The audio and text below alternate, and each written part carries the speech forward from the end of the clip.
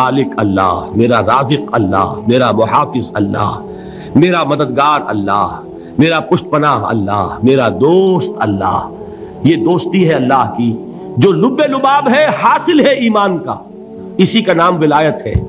اولیاء اللہ کے سروں پر سینگ نہیں ہوتے، جس کے دل میں ایمان راسخ ہو چکا ہو وہی اللہ کا ولی ہے، جسے اللہ پر یقین ہو چکا ہے وہی اللہ کا ولی ہے، جسے یقین ہے اللہ میرے ساتھ ہے، میرا مددگار، میرا پشت پناہ، میرا ساتھی، میرا دوست، میرا محبوب، میرا محب۔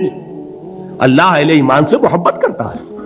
واللہ یحب الصادقین، ان اللہ یحب الذین یقاتلون فی سبیلہ صفا کانہم بنیان مرصوص۔ اللہ محبت کرنے والا، اہل ایمان محبوب، اور اہل ایمان محبت کرنے والے اللہ محبوب۔ والذین آمنوا اشد حبا للہ۔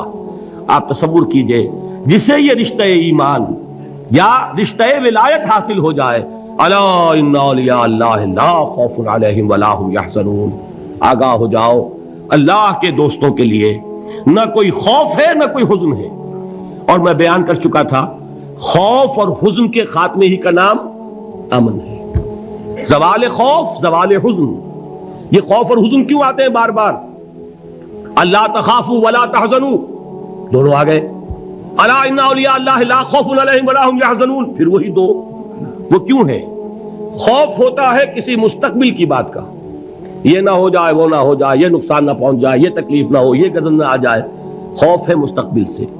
حزن ہے یہ کیوں ہوا، یہ نہیں ہونا چاہیے تھا، یہ میرا فلاں چیز میرے ہاتھ سے جاتی رہی ہے، فلاں موقع نکل گیا، اب بیٹھے ہوئے ہیں اندر ہی اندر کڑ رہے ہیں، صدمہ ہے اور رنج ہے۔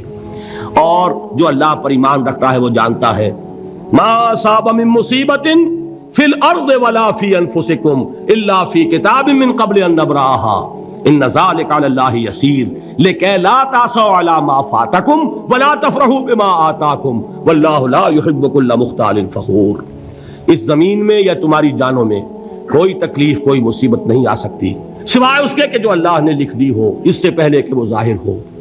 جس کو یہ حقیقت معلوم ہو گئی اس کو یہ طرز عمل اختیار کرنا چاہیے، جو چیز چھن جائے، جاتی رہے، چھوٹ جائے، اس پر افسوس نہ کرو۔ کس نے چھینی؟ دوست نے۔ دوست کے فیصلے پر شکایت، دوستی کو بٹا لگا رہے ہو، سرے تسلیم خم ہے جو مزاج یار میں آئے۔ اگر دوستی ہے تو پھر تو تمہیں گردن جھکانی چاہیے کہ ہر چے ساقی ماریخت عین الطافست، جو بھی میرا ساقی میرے پیالے میں ڈال دے اس کا کرم ہے، جو اس کی طرف سے آئے اس پر کوئی رنج نہیں، کوئی صدمہ نہیں، کوئی غم نہیں، کوئی شکایت نہیں، کوئی شکوہ نہیں، اور جو ہوگا وہ اس کے اذن کے بغیر نہیں ہوگا، اور اس کا اذن ہوگا تو یقیناً میرے لیے خیر ہی خیر ہے، چاہے وہ ناگوار شے ہو، بظاہر مجھے اچھی نہ لگ رہی ہو، میری شارٹ سائٹڈنس میں مجھے وہ نظر آ رہی ہے کہ میرے لیے بری ہے، لیکن قرآن نے کہا ہے عسیٰ ان تکرہوا شیئا وہو خیر لکم وعسیٰ ان تحبوا شیئا وہو شر لکم واللہ یعلم وانتم لا تعلمون۔ ہو سکتا ہے تم کسی چیز کو ناپسند کرو، درحال ہے کہ اسی میں تمہارا خیر ہو، اور ہو سکتا ہے تم کسی چیز کو پسند کرو، درحال ہے کہ اس میں تمہارا شر ہو۔ اللہ جانتا ہے، تم نہیں جانتے۔ جب مجھے یہ بات معلوم ہو گئی میں نے اپنا معاملہ اللہ کے حوالے کیا۔ سپردم بے تو مایا خیشرا تو دانی حساب کم و بیشرا، اے رب جو تو چاہتا ہے وہ ہو، تیرے علم میں جو شے میرے لیے خیر ہے وہ ہو جائے، میری کوئی پسند نہیں، میری کوئی چاہت نہیں۔ یہ ہے راضی برضائے رب۔ اکبر الہآبادی نے اسے کہا ہے رضائے حق پہ راضی رہ۔ یہ حرف آرزو کیسا؟ خدا خالق، خدا مالک، خدا کا حکم تو کیسا؟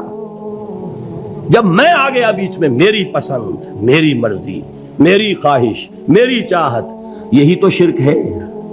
ما شاء اللہ کان وما لم یشاء لم یکن، جو اللہ نے چاہا وہ ہوا، جو اس نے نہیں چاہا نہیں ہوا، اختیار اس کا ہے، میرا تو نہیں۔ رضائے حق پہ راضی رہے، یہ حرف آرزو کیسا؟ خدا خالق، خدا مالک، خدا کا حکم تو کیسا؟ اقبال نے اسے کہا ہے فارسی میں۔ اب آپ کہیں اس کا ترجمہ بھی کرو تو وہ مجھے ذرا اس وقت کچھ بہت ہی بدذوقی کسی بات نظر آئے گی۔ جائیے پوچھئے کسی سے جسے فارسی آتی ہو۔ برو کشید ز پیچا کے ہست بود مرا چوک دہا کے مقام رضا کشود مرا۔ مجھے تو تمام پیچ و خم سے نکال دیا اس مقام رضا نے۔ میں راضی برضائے رب ہوں، جو فیصلہ اس کا میں اس پر راضی۔ تو کہاں کا حزن اور کس کا خوف؟ یہی زوال حزن اور زوال خوف، یہی ہے امن، یہ نتیجہ ہے ایمان کا۔